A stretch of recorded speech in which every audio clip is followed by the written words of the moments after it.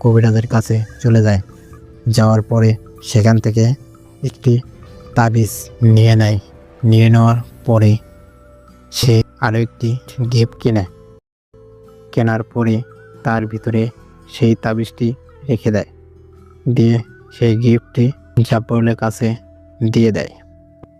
জাব্বর কিছু চিন্তা ভাবনা না করে সেই গিফটটি তার হাতে নিয়ে সে ওখান থেকে তার গন্তব্যে রওনা দেয়।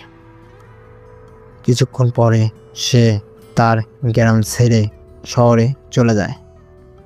যাওয়ার পরে থেকে শুরু হয় তার সঙ্গে কিছু ভয়াবহ ঘটনা।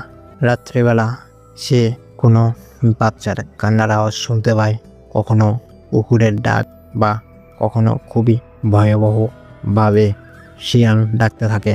সে মনে করে যে গ্রাম থেকে আসার পরে এই ঘটনাগুলো ঘটতেছে হয়তোবা কোনো কারণে, কিন্তু জাব্বর বুঝতে পারে না আসলে তার চিন্তাভাবনা পুরোটাই ভুল।